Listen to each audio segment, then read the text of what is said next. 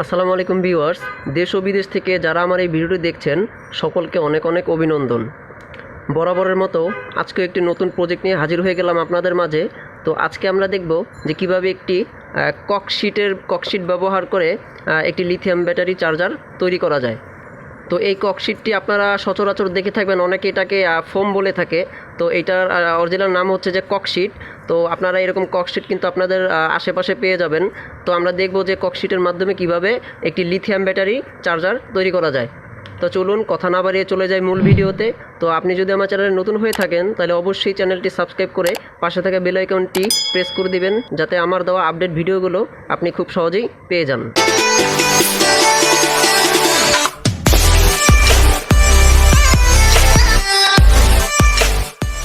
তো প্রথমত আপনারা একটি ককশিট নেবেন। তো আমি অলরেডি ককশিট দিয়ে একটি ব্যাটারির যে সাইজ অনুযায়ী কেটে রেখেছি।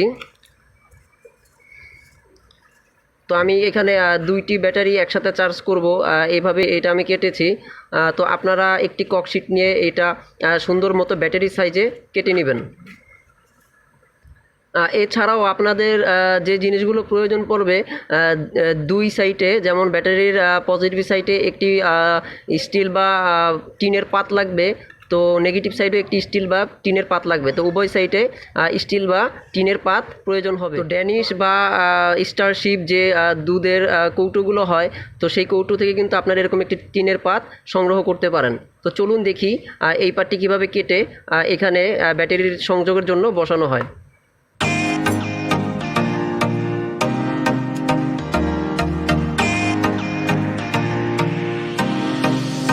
তো প্রথমত এটিকে আমরা এই সাইজে কেটে নেব।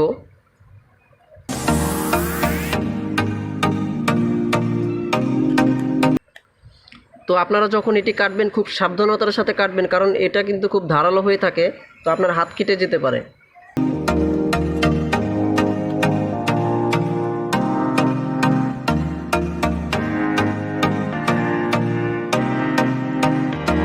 তো আমরা কিন্তু এই সাইজের এখানে বসানোর মতো এই সাইজ করে কিন্তু টিনের পাটটি কেটে নিয়েছি। তো এভাবে তো আমাদের 4টি পাত কাটা হয়ে গিয়েছে। তো আরেকটি বিষয়, আপনাকে অবশ্যই একটি সাইডে একটি স্প্রিং ব্যবহার করতে হবে, কারণ যখন আপনি ব্যাটারির যে নেগেটিভ সাইডটি আছে, যখন এটাকে আপনি প্রেশার ক্রিয়েট করবেন, তখন এটা আপনার চাপে কিন্তু পজিটিভের সাথে অ্যাডজাস্ট হয়ে যাবে। তো এই জন্য আমাদেরকে একটি স্প্রিংও জোগাড় করতে হবে। তো আমি স্প্রিং আগে থেকে জোগাড় করে রেখেছি।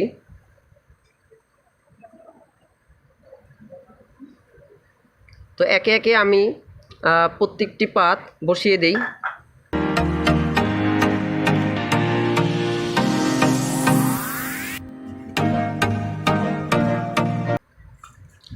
তো এই সাইডেও আমি এই পাতটি বসিয়ে দেব।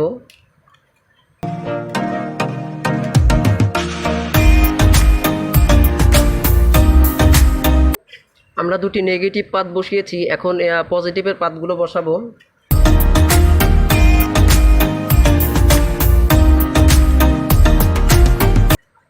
তো আমরা কিন্তু উভয় পাশে নেগেটিভ এবং পজিটিভ দুইটি মোট 4টি পাত বসিয়েছি।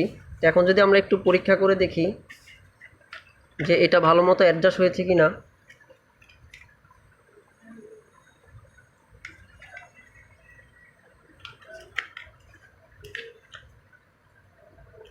তো পরীক্ষা করার জন্য আমি ছোট একটি মোটর নিয়ে নিচ্ছি ডিসি ভোল্টের।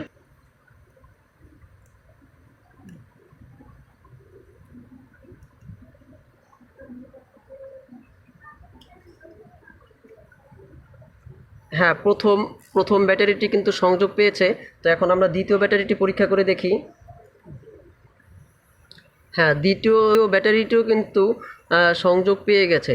তো এখন আমরা এই দুটি লাইনকে এক করে দিব এবং এই দুটি লাইনকে এক করে দিব। তো এখন আমাদের প্রয়োজন হবে দুইটি ওয়্যার। তো দুইটি ওয়্যার আমরা একটি নেগেটিভ এবং একটি নেগেটিভ এক করে দিব, এবং একটি পজিটিভ আমরা একটি পজিটিভ এক করে দিব। আপনারা অবশ্যই যে টিনের পাতগুলো আছে একটু ঘষে নেবেন, না হলে কিন্তু আপনার যে রাং আছে রাঙে কিন্তু এটা ধরবে না।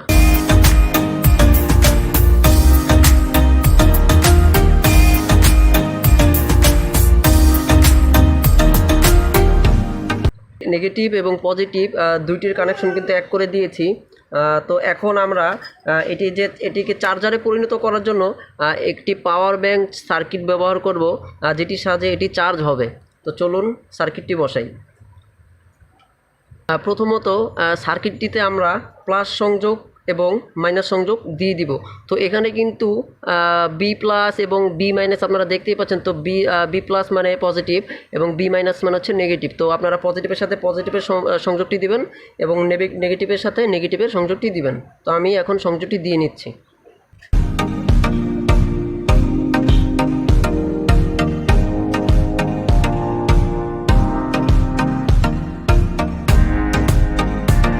তো আমরা প্লাসের সাথে প্লাসের সংযোগটি করে দিয়েছি এবং মাইনাসের সাথে মাইনাসের সংযোগটি করে দিয়েছি।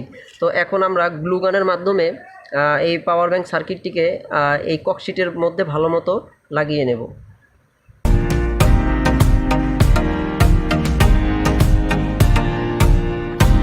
তো আমাদের কিন্তু সার্কিটটি বসানো হয়ে গিয়েছে। তো আপনারা গ্লুগানের মাধ্যমে এই সার্কিটটিকে সুন্দরভাবে এই ককশিটের সাথে অ্যাডজাস্ট করে নেবেন যাতে এই সার্কিটটি না নড়ে যায়। তো এখন যদি আমরা একটু পরীক্ষা করি, আমরা একটি চার্জার লাগিয়ে দেখব যে এটি কাজ করে কিনা। তো আমরা একটি চার্জার লাগিয়ে নিলাম।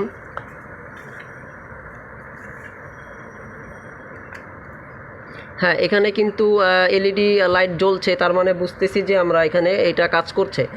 তো এখানে কিন্তু মোট 4টি এলইডি আছে। তো আপনি প্রথম এলইডি বলতে বুঝবেন যে 25% চার্জ, এবং সেকেন্ড এলইডি বলতে বুঝবেন 50% চার্জ, এবং থার্ড এলইডি বলতে বুঝবেন 75% চার্জ, এবং লাস্টের এলইডি লাইটটি বলতেন 100% চার্জ হয়ে গেছে। তো আজকের মতো ভিডিওটি এখানেই শেষ করছি। তো ভিডিওটি যদি ভালো লাগে তাহলে অবশ্যই একটি লাইক করবেন, এবং কোনো কিছু জানার থাকলে অবশ্যই কমেন্ট করবেন, এবং আমার চ্যানেলটি সাবস্ক্রাইব করে আপনার পাশে থাকার সুযোগ দান করবেন। আসসালামু আলাইকুম ওয়া রাহমাতুল্লাহ।